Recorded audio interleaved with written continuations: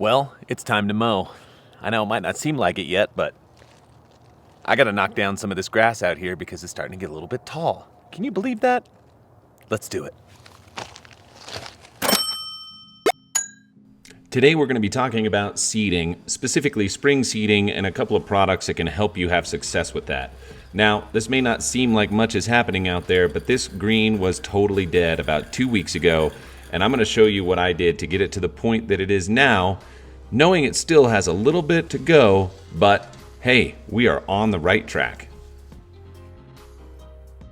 There's the first mow after seeding. I want to just tell everybody this so that you can feel good about it. You can seed a lawn anytime. Don't be scared. Yes, there could be setbacks. Yes, you could get washouts. Yes, you could get frost. Yes, you could, the seed could potentially dry out. You can always put a little bit more down. You just need to get something growing.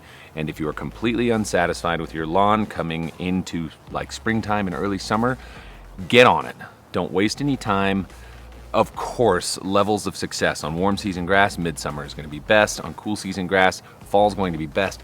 But just because something is best doesn't mean it can't be done anywhere else. So if you have a 95 or 96% success rate in the fall, maybe you're going to have like an 88% success rate in the spring or in the summer. The key is moisture and just making sure that the seed is covered up. That's it. It'll grow anywhere, anytime. Probably right here on this pavement if I wanted to. But let's look at a couple of ways that seeding could be made a lot easier for you. Let's talk seed here for a second. Here's two different things that I want to show you, okay?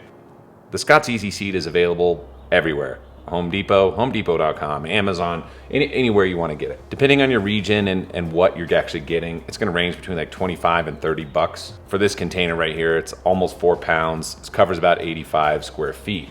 Now, on homedepot.com, TurfMend has small 8-pound bags as well that'll cover a similar amount, and they go for about $31, and that's all delivered. I believe shipping's in on all of that stuff. So this you can pick up very easily just down at the store. But I'm going to tell you that when using this, covering 85 square feet is nearly impossible. I want to show you what it looks like real quick. So on face, what we have here is this kind of granulated, it looks a lot like peat moss. It's just kind of a mulch. It has a couple of other things in it. It has a small guaranteed analysis of a 1%. This is mainly to retain moisture, and as you get it wet, it will hold in and kind of pack in around the seed. But if you're patch filling, getting up to this coverage with such a small amount is going to be very, very difficult. I don't know if you've ever tried to use one of these shaker cans. Stuff comes out pretty quick, and you're probably really only going to cover like 10 or 20 square feet, thinking that you're doing it the right way. This, much like the TurfMend material, you can put through a spreader, spread it around if you're gonna do like a thickening of a lawn. But for the most part, this is for patching and repairing. Now, this material, which I'm not gonna open right now, because here's what it looks like. This one is the sand version. So this is specifically for golf courses, and I use this through my drop spreader.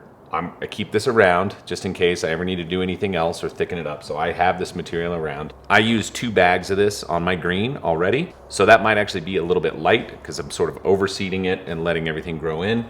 But I believe it's going to be enough to have everything come in the way that it needs to.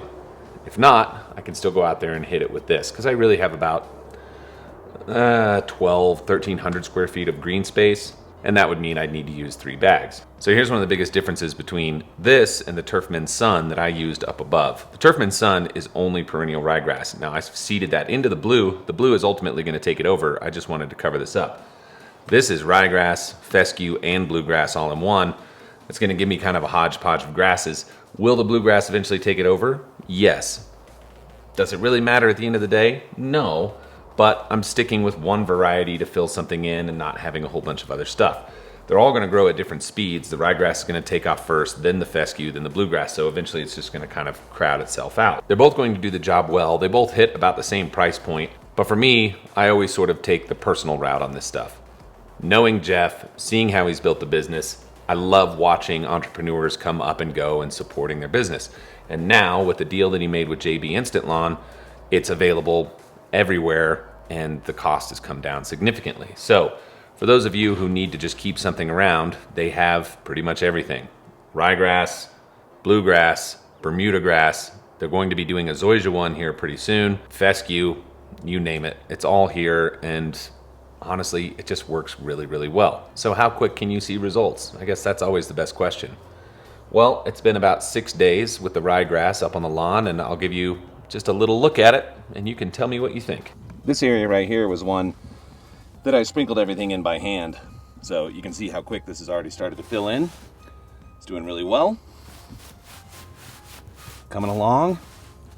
It's pretty much, I don't know, 50% of the way there. Let's go to where I did the drop spreader. Got a little ways to go. So I tried to leave a couple of places out where I didn't put any of it down, which is like this kind of thing in here where it's sort of dried up and not a whole lot's happening.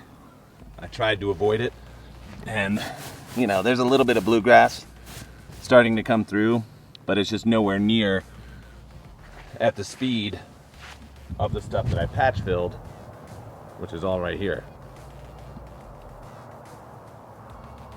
So again, nothing here.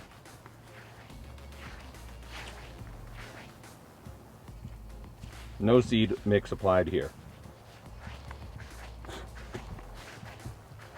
Rotary spreader applied here. And that would have been a very, very light rate. So I don't expect this to come in very quick.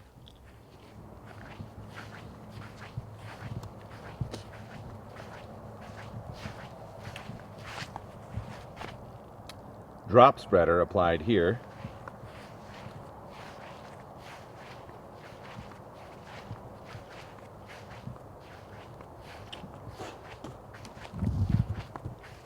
And then just a pile of it put in here directly. So I guess the moral of this story is don't be afraid to seed any time of the year. You can always patch up your mistakes. It really doesn't take a whole lot. It's an inexpensive fix. You can thicken up a lawn really any time. And if you want to find out a little bit more about seeding in the spring, check out these 2 videos right here.